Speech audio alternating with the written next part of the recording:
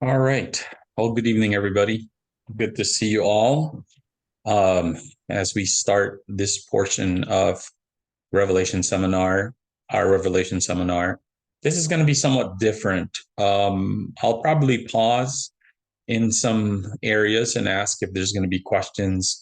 This is probably going to be one of those parts that might be a little hard, and so um, I don't mind getting questions.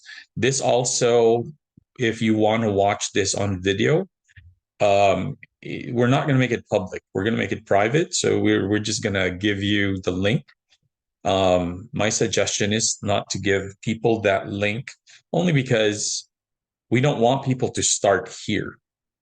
We usually would want to have people start at the beginning of Revelation, just because, as you will find out as we go through this is really sensitive stuff, and we want people to hear about it, but we want people to be able to understand that there is a pattern on how we do how we interpret prophecy, and so we want them to learn that before they get right into this.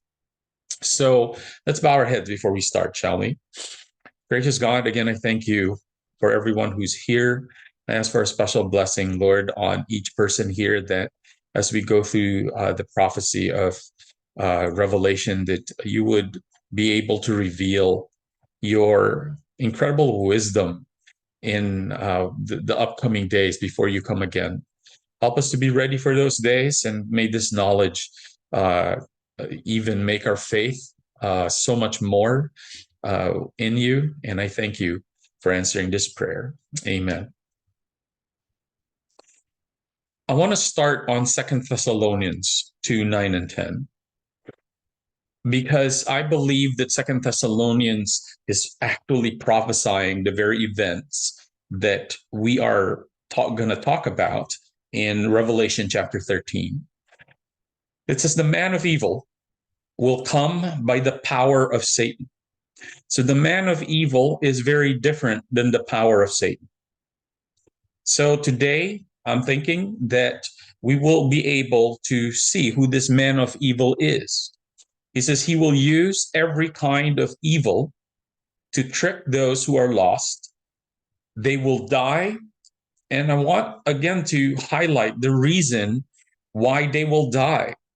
It is not because they don't know the truth, it's because they refuse to love the truth.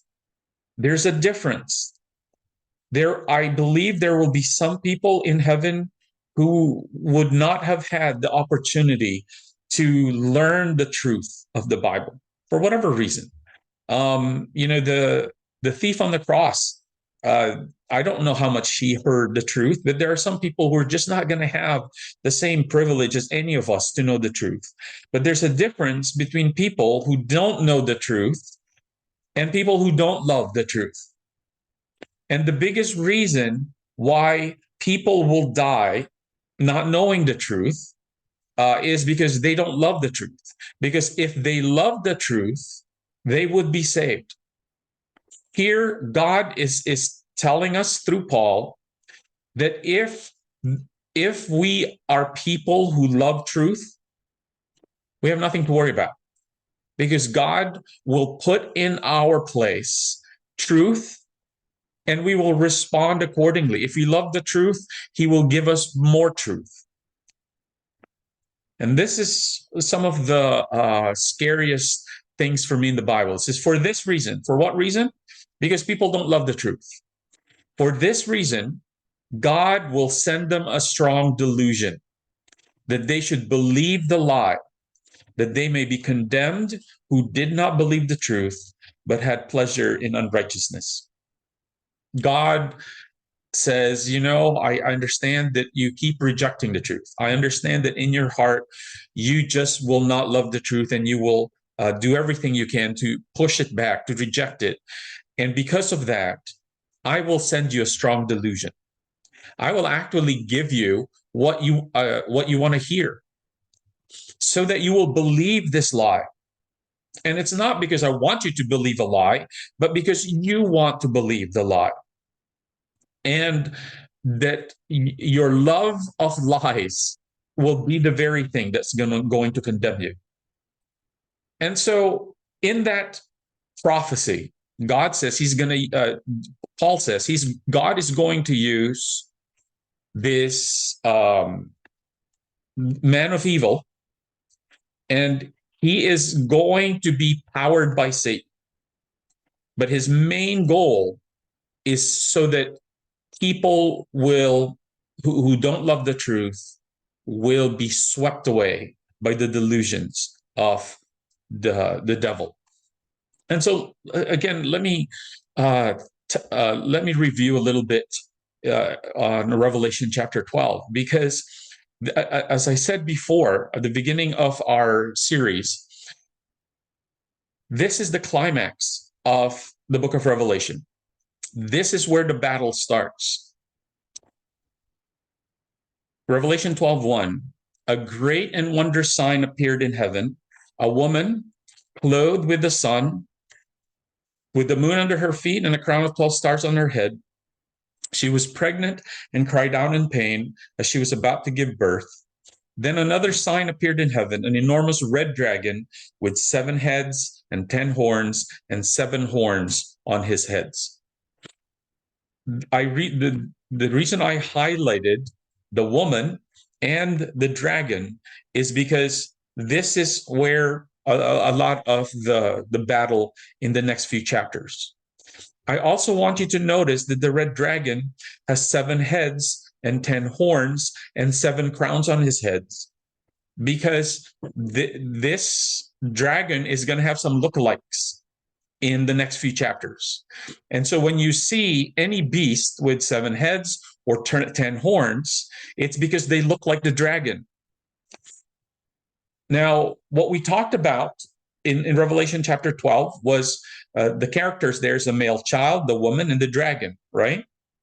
The male child, who was Jesus, was sent up to heaven. The woman, who is the church, was sent to the wilderness. And then the dragon, well, that's the question. What did he do? When we get to 7 to 12, it says there was war in heaven. Michael and his angels fought back against the dragon, and the dragon and his angels fought back, but he was not strong enough, and they lost their place in heaven. The great dragon was hurled down, the ancient serpent called the devil or Satan, who leads the whole world astray. He was hurled to the earth, and his angels with him. Then I heard a loud voice in heaven say, now have come the salvation and the power and the kingdom of our God and the authority of his Christ. For the accuser of our brothers, who accuses them before our God day and night, has been hurled down. They overcame him by the blood of the Lamb and by the word of their testimony. They did not love their lives so much as to shrink from death. Therefore, rejoice, you heavens, and you who dwell in them. But woe to the earth and the sea, because the devil has gone down to you. He is filled with fury, because he knows that his time is short. So in this whole phrase of wars in heaven, there's always a war in heaven followed by the war on earth. And this is the pattern of it. Verses 1 to 4, there was war in heaven. And in that war, the dragon shows up. And he was warring against the woman and her seed, right? And then the war comes to earth. And then the war goes back into heaven, and the war goes back to earth, because the dragon wants to swallow up the male child, which is the dragon wants to kill Jesus. And then Jesus goes up to heaven, and then the war again starts in heaven, but Satan gets cast down. And after that, there's another war here on earth. Again, that's just paraphrasing what's happening in Revelation 12. The reason why I want to bring this out is to let you know that this whole chapter is about war. That war was going on in both heaven and earth. And in this war, Satan always loses, except Revelation 13 and 14 goes on to say there's still a war on this earth that's going on. In between that is a gospel interlude. In between that, there is rejoicing that happens in heaven. So the dragon plays a role in all the 4 parts of Revelation 12. This is the gospel interlude. Then I heard a loud voice shouting across the heavens, "It has come at last, salvation and power in the kingdom of our God and the authority of his Christ. For the accuser of our brothers and sisters has been thrown down to earth, the one who accuses them before our God day and night. And they have defeated him by the blood of the Lamb and by their testimony. And they did not love their lives so much that they were afraid to die." So here in this interlude of this war that's going on between war and heaven is this proclamation that God has won, and his king and his seed or his people was able to defeat Satan by his blood. And that is why Satan gets out of here. The dragon, what does he do? Well, he gets out mad because he knows he lost. He already lost all the universe. The only thing he has left is the earth, and he knows that he can't even conquer the earth. The earth is already God's. The only thing that the devil can conquer is the people who refuse to love the truth. The only people that are in danger of losing the battle against Satan are people who would choose Satan instead of God. So that's the background of this whole thing. So now let's start with Revelation 13. And it is important to understand that this chapter starts with the dragon stood on the shore of the sea. The reason why this is important to me is because this is the way Revelation portrays Satan forming his army to go against God's army. He needed a backup plan. He knows he's defeated. He could not defeat God by himself. And he knows that he only has a few years left on earth. And so he wanted to get teammates together to go against God and his people. And so he stands on the shore of the sea. Now, when we talked about the beast out of the sea in the book of Daniel, the sea stands for either negative or positive, but it also stands for people. I'm sorry, no, the sea always stands for negative. So when the beasts come out of the sea, what it really stands for is that they're kingdoms that come out of the sea.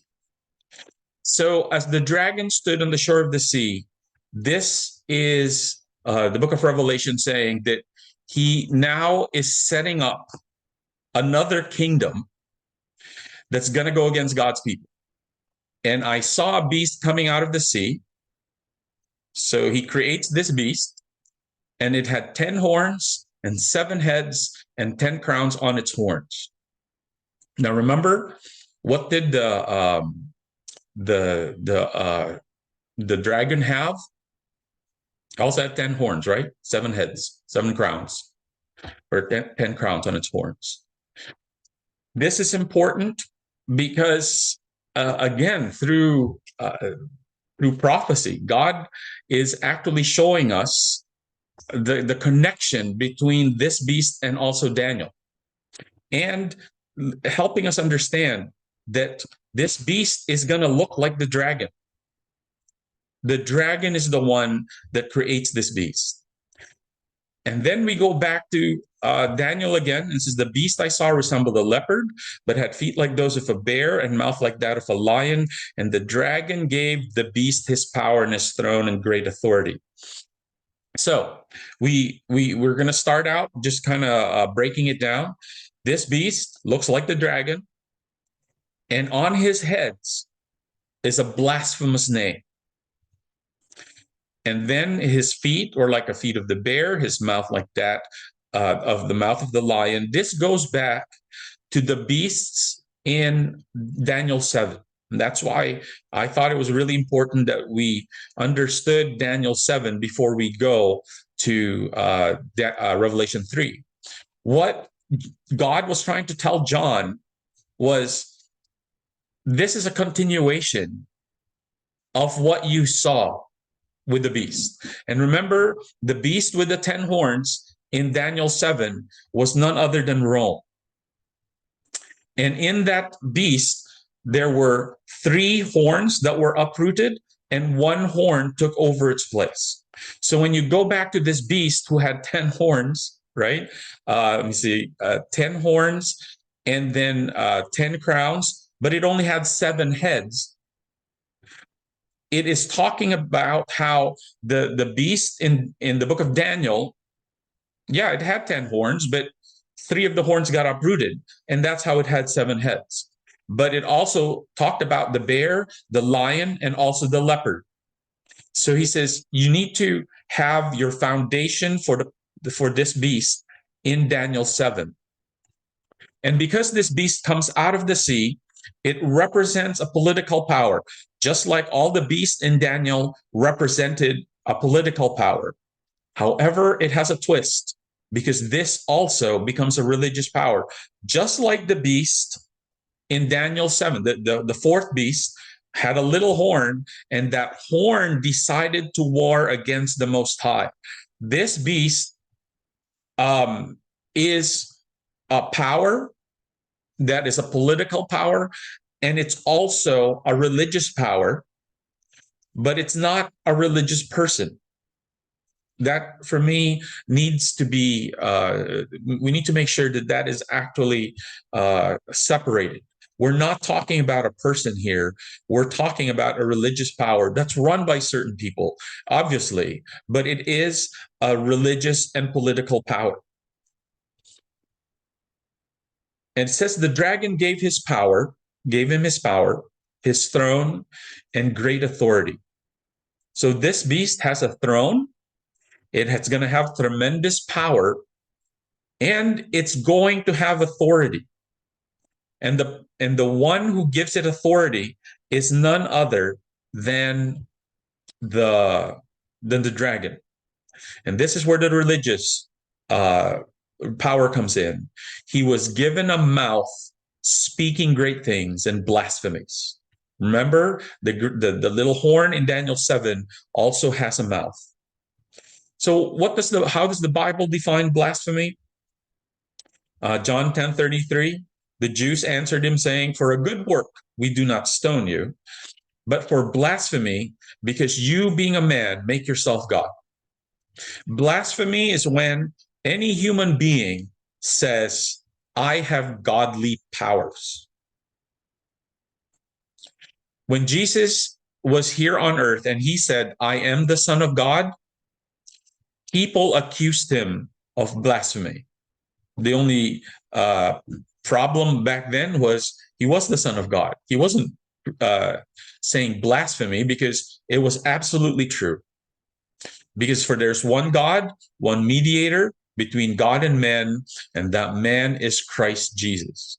And because we studied the little horn back in Daniel 7, a lot of these slides are actually going to be a review, because the Roman Church is the Roman Catholic Church is the only church that has ever made this claim. Pope Leo III has said, we hold upon this earth the place of God Almighty.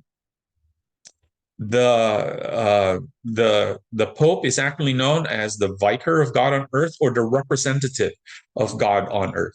We talk about the Mariolatry theology, which is Mary is the mediator between God and human beings.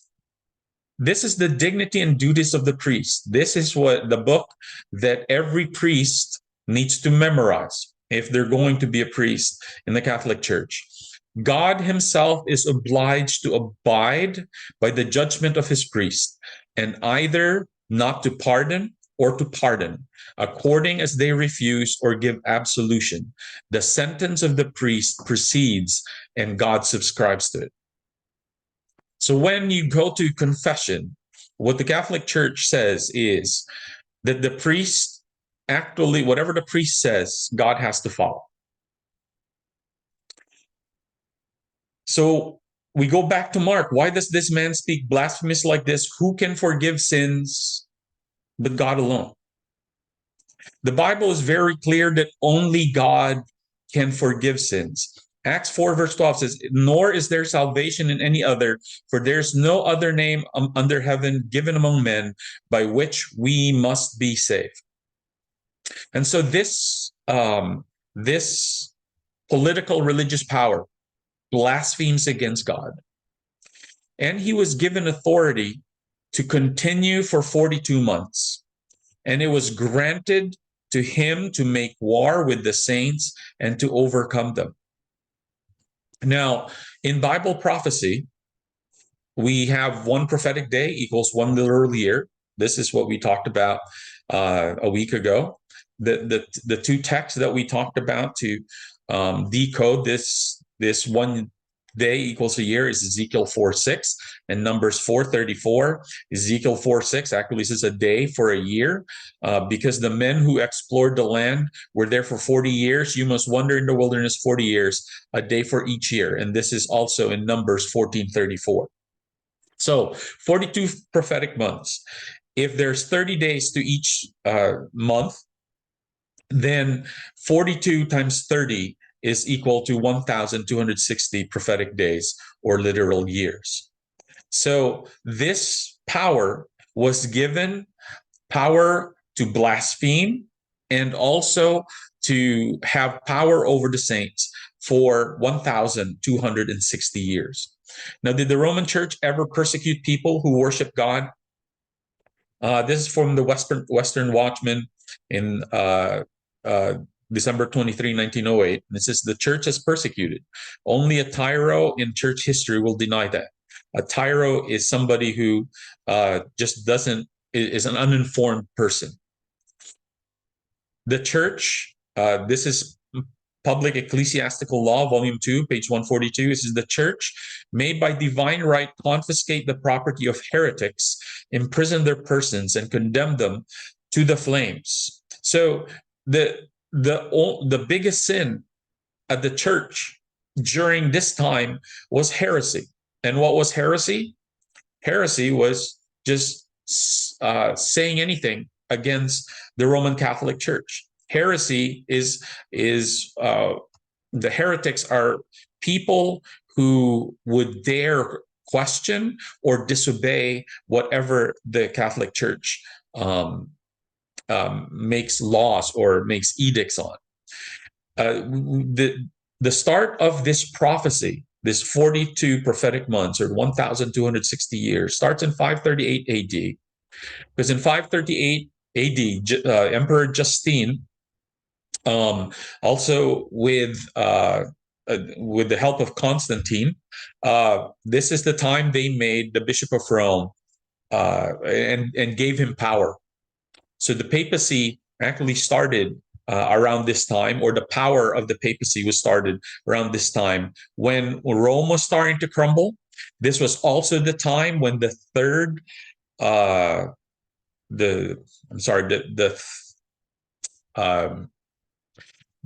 horn was uprooted, or the third kingdom was conquered by the papacy.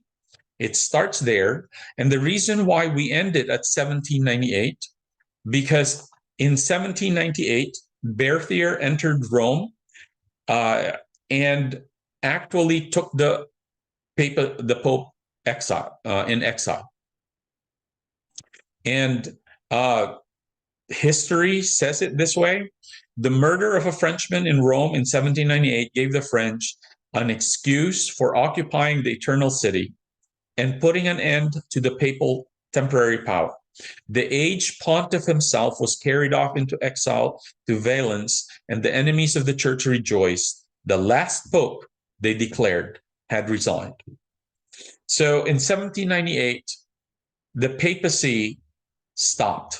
And it stopped because the pope was taken in exile. And at that point, there was no leader of the church. As far as Catholics around the world knew they had no leader, and no leader was going to come up again. That's why it's called the fatal wound. However, if obviously there's popes today, that fatal wound was healed. And it says, after the wound was healed, all the world marveled and followed the beast. Now, in 1929, there was something really important that happened, and it was when Rome, under Bertolino Mussolini, and also the Cardinal Gaspari, signed an historic Roman pact. And it was recorded in the San Francisco Chronicle in 1929. And this is what it says. February 11, 1929, it says, the Roman question tonight was a thing of the past, and the Vatican was at peace with Italy. Because in 1929, finally, the papacy and the leaders of Rome were able to sign a pact that said we can coincide together. That's why when you go to the Vatican today, the Vatican is its own country. It has its own army. It actually has its own taxes, and you cannot get in there and conquer them. Now, when you visit, if you've ever visited the Vatican, most of their army probably won't look like an army, but they do have their own army. They're their own entity. They're their own country.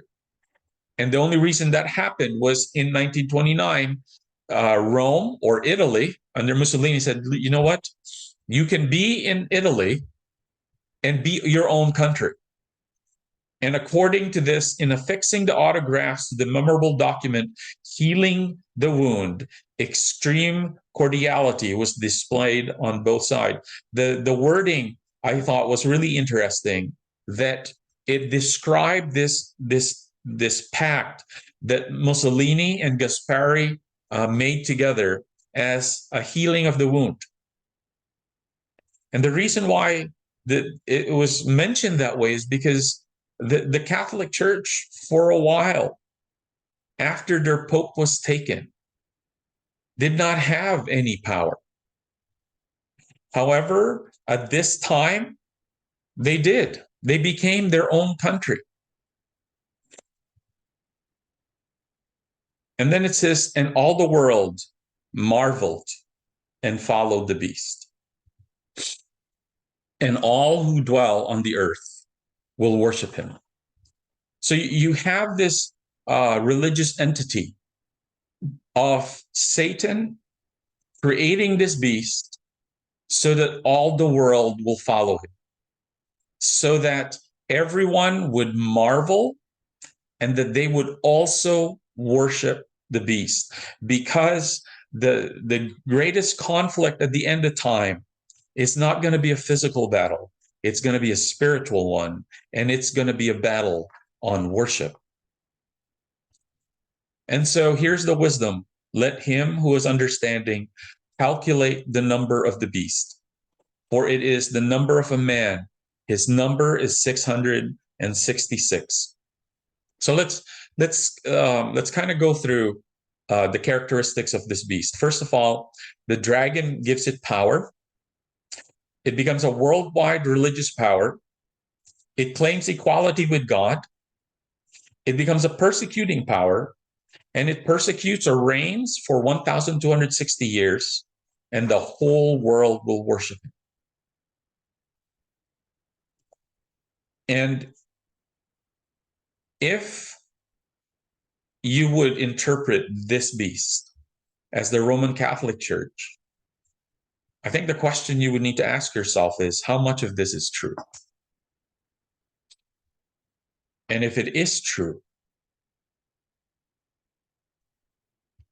what does that mean to all the world worshiping this beast? What does it mean that the biggest denomination in the world today, I mean the world, is the Roman Catholic Church? It it actually puts every other denomination uh, to shame when it comes to numbers, sheer numbers. There are countries, and Philippines will be one of them, where it's almost cultural to be a Catholic.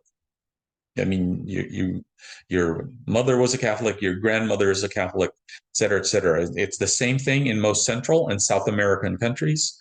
Same thing in European countries. And so when God says the whole world will worship Him, that is why for me, I try to look on how this prophecy is being fulfilled all over the world. And being someone who actually has been in Israel, I thought it was really interesting. I was there before the Pope came. The Pope wasn't there for a while. The first time the Pope came, they actually fixed most of Israel. In fact, those of us who are going, you will see some places are really beautiful. The reason for it becoming beautiful is because the nation decided to make it beautiful for the Pope. Now, the Israel is mainly a Jewish nation.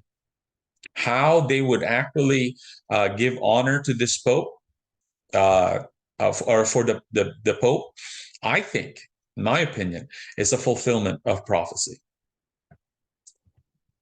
Now, the sea beast also has some characteristics.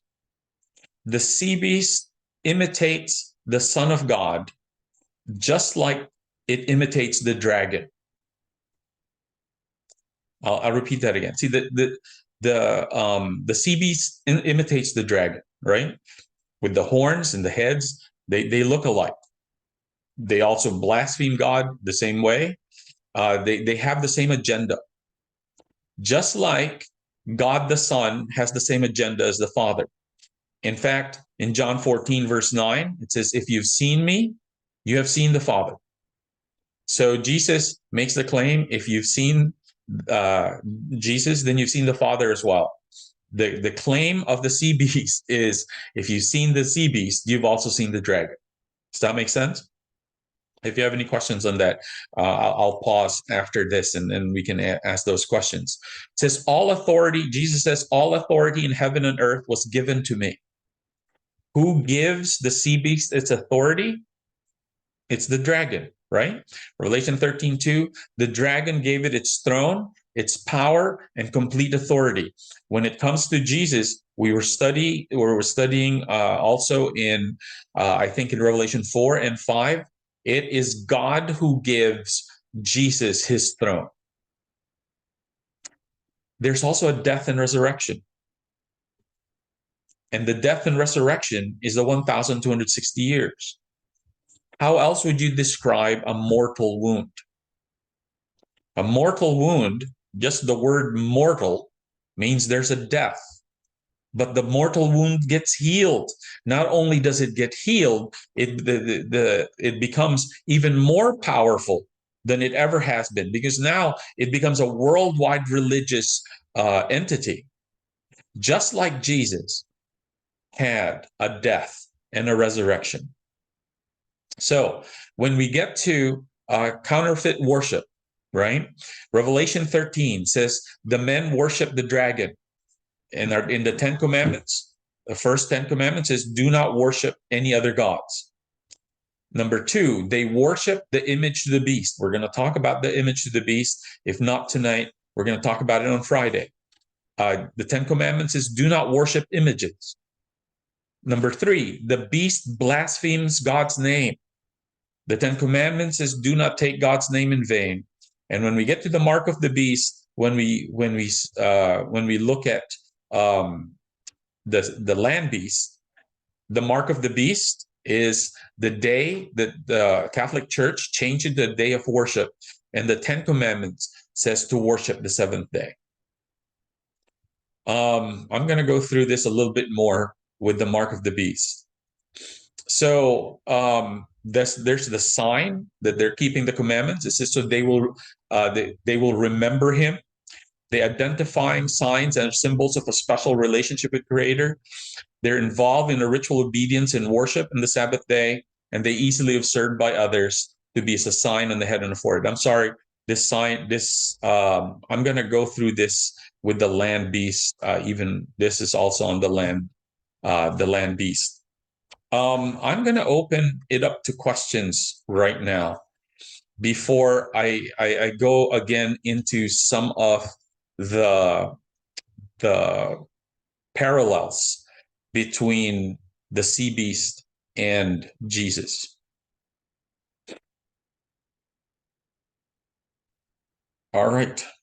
If there's no questions, I'm going to move ahead. So on Revelation 13, verse 6, it says, he opened his mouth to blaspheme God and to slander his name and his dwelling place and those who live in heaven. He was given power to make war against the saints and to conquer them. And he was given authority over every tribe, people, language, and nation. Again, it is the wording of this prophecy that to me is really important. First of all, he blasphemes God, right? It's a religious power as well as political. He makes war against the saints. This is an allusion to the little horn of Daniel 7. And it also is a counterfeit of Christ. Now, let me see if there's a slide for this. The history of the sea beast is its ancestry is Babylon through Rome. And that is why all the other beasts are there. It arose after the fall of the Roman Empire. So what it's basically saying is, in order to make sure we get the time right for the sea beast, is it comes, the reason why there was an allusion to all the beasts in Daniel 7 is to let us know that this beast is going to come right after the Roman Empire, right? The fall of the Roman Empire is the reason for the shift from heads to horns. There's a reason why there's 10 heads and 7 horns. There's this early parallel to the little horn of Daniel 7. And then there's this period of obscurity, which means, they definitely were given power, and then it was taken away. And then there was this resurrection and action for the final conflict. Because it seems to me that even though this beast had a mortal wound, the devil resurrects it because it needs it for the final battle against God's people. So the characteristics is a religious power, and it persecutes the true people of God. And this is one of the things I wanted to look into, the rival gospel to that of the 3 angels. Revelation 13 says it has authority over every tribe and people and language and nation that was given to him. Remember, Matthew 28, verse 18, 16 to 18 says God was going to make, or God's disciples were going to make disciples out of every tribe, people, and language and nation. In other words, they were sent throughout the world to preach the everlasting gospel. Same thing in the first angel's message. The everlasting gospel was to preach to those living on the earth, even every nation and tribe and language and people. So this beast is rivaling the gospel that the people of God are spreading throughout the world. This is Satan's plan for the final attack on God's people. It is a plan to make sure that the gospel is not only diluted, it is completely destroyed. How do you destroy the gospel? Well, you destroy it by telling people the wrong gospel, or telling people they don't need to know the gospel. So this beast is counterfeiting everything that Christ is doing. Any questions? Okay. I know for me, when I talk about this, there's some serious repercussions to what's happening in the world today. And when I see the power of the Catholic Church in doctrine, when I see the power that the Catholic Church has, even among Christians, and most Christians say, no, that, the Catholic Church has no power over me. The fact that you are actually worshiping on the day that this church has instituted shows just the power that it has. Now, when we get to the second beast, we're actually going to start putting this together.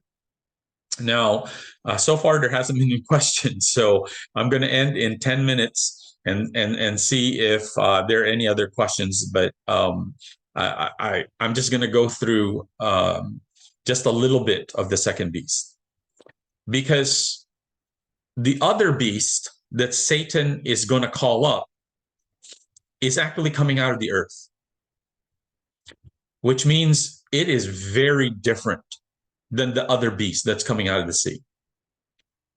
Because this beast, he has two horns like a lamb, but it spoke like a dragon. Now we're going to go through that a little bit more. So let me just kind of go through the text first, and then let's kind of do what we did on the other one, just kind of go through it one line at a time.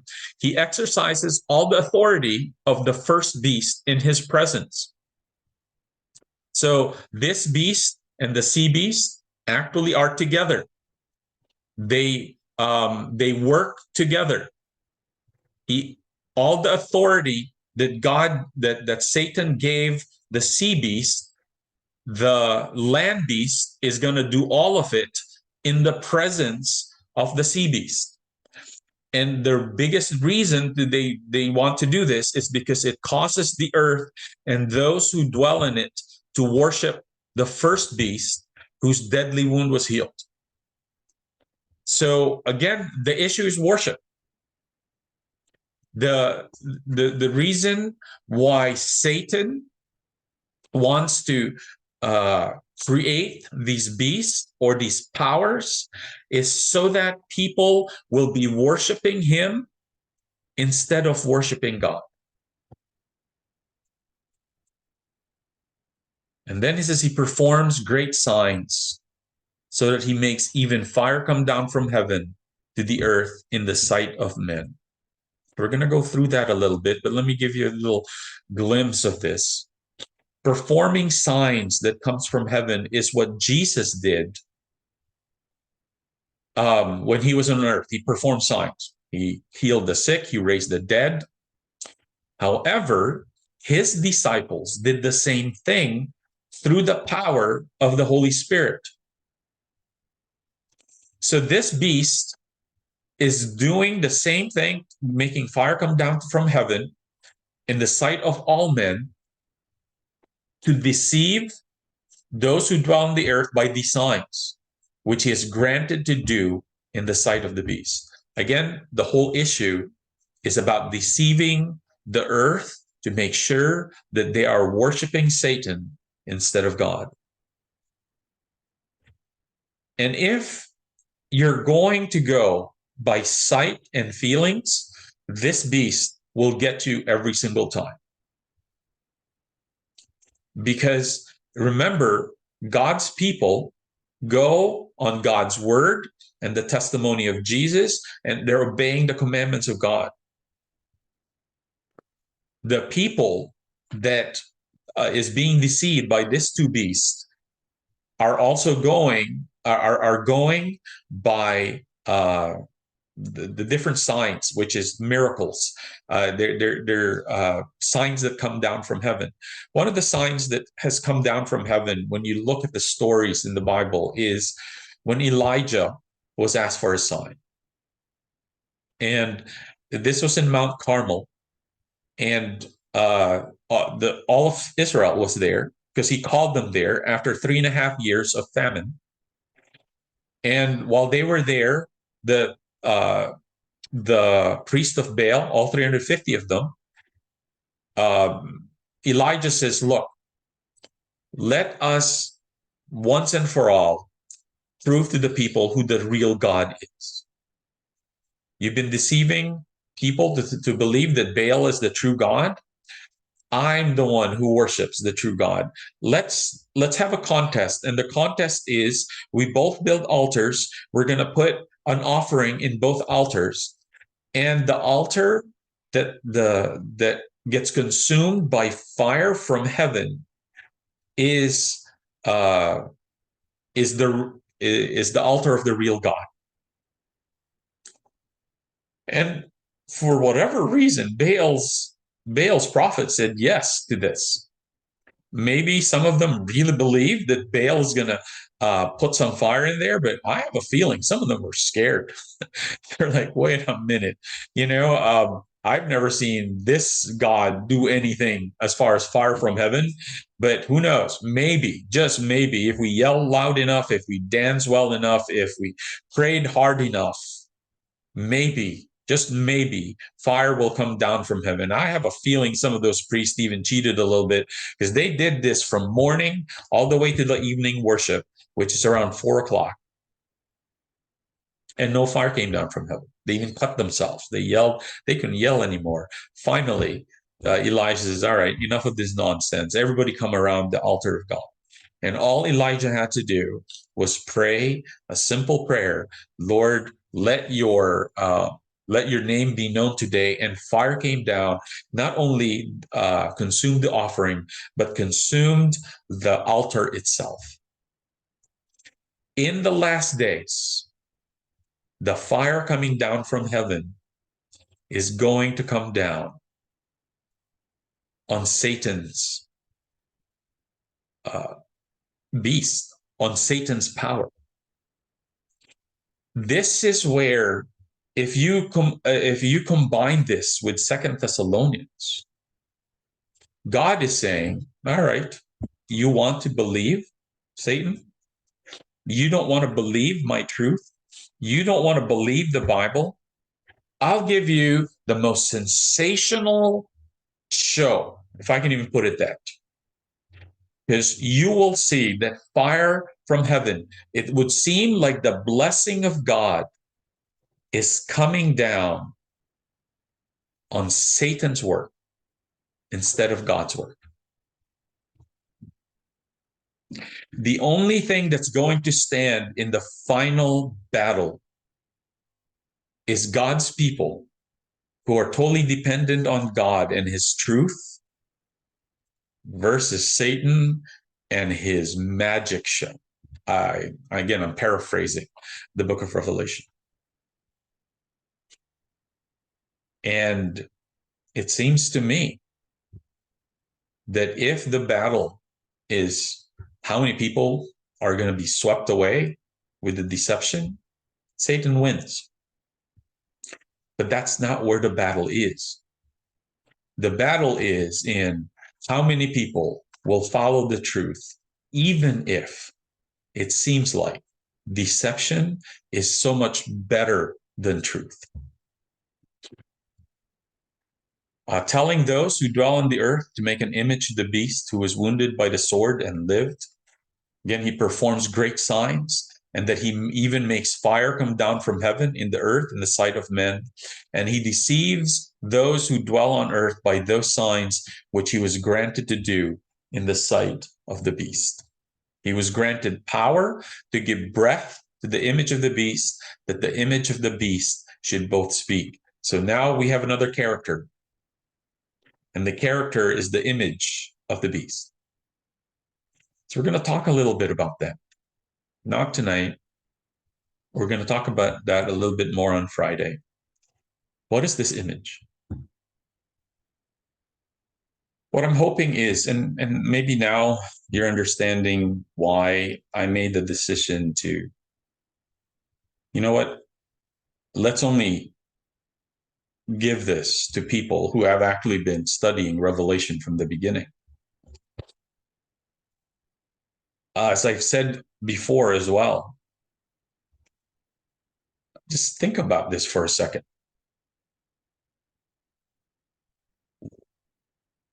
if you said this,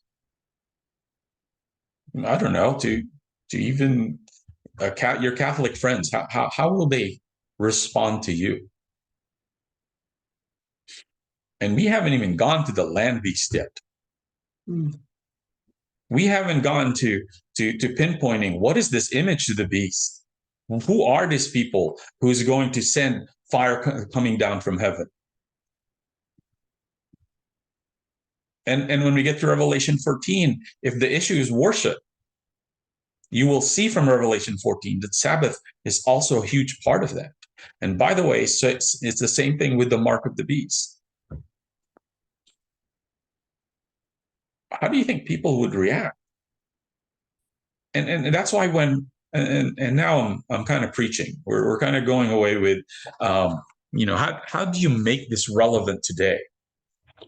Well, you tell me, because we live in a society that if you just speak on something that you may agree on that the Republicans are saying, guess what? Democrats start hating you. If you start speaking on things that the Democrats are saying that maybe you would agree on, guess who starts hating you? And that's why we're in a country right now where there's so much anger. What do you think is going to happen when God just says, all right, let the winds go. Let my truth go out. Guess who they're going to be really angry with? Because, by the way, this is not just about God's followers. This is the dragon. This is a dragon and his team. And if the dragon was so angry with the Christians throughout history, and we've read some of that history, how angry do you think the dragon is going to be with God's people? And so as we study this, for me, there are definitely some repercussions to saying yes to God. And there's a lot of wisdom for me in knowing this truth. Because I believe the time is soon. Don't know how soon. Can't really, I'm not going to tell you it's next year. And that's part of the sensationalism that goes with this, is you have a whole bunch of people who, wants to dictate when all of this is happening. And God never gives us a date. Not on this. But God's people who understand the book of Revelation always interpret world events, always interpret religious events, and maybe times interpret the way people react to us giving them truth as part of this prophecy. And if that's the case, then the issue is character. The issue is our commitment to truth.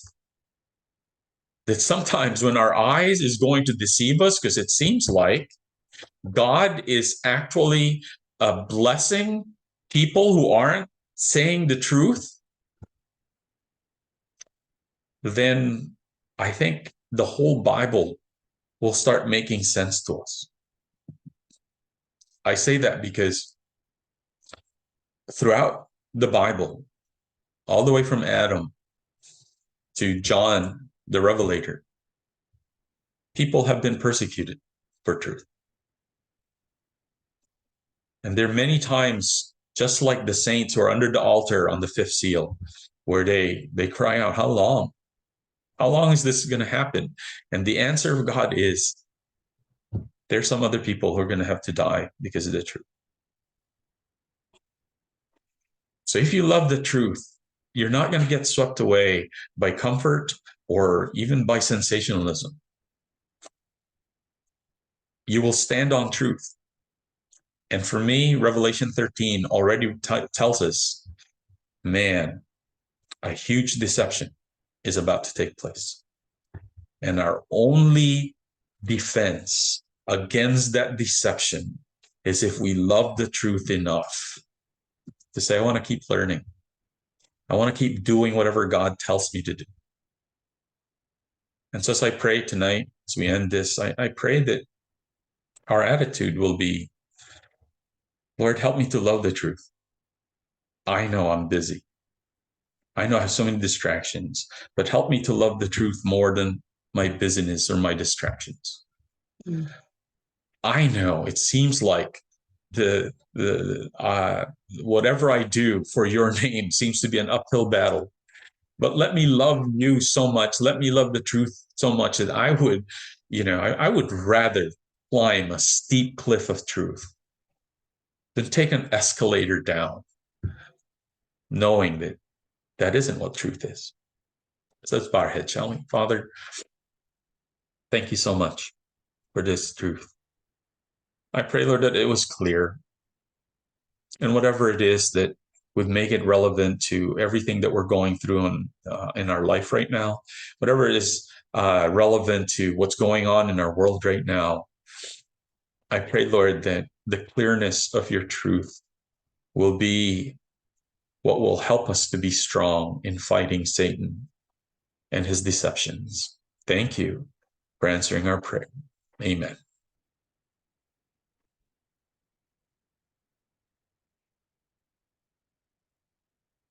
All right. Well, that is it for tonight. Thank you. Thank you. That was great. You're very welcome. And so we'll finish it on Friday. And by the way, I know our usual is we have on Sunday. I think it's sacrilegious to have any meeting on Mother's Day. It's against my religion. So I say that in all seriousness as well as jokingly. So there is no meeting on Sunday. We want to. Because I wasn't going to be around anyway. So that's great. I'm Good pretty news. sure. I'm sure there's a lot of people who also is against their religion. So we're not going to meet on Sunday. Yeah. Yeah, I'd be afraid of persecution. So Yeah, that's great. We appreciate that, Friendo.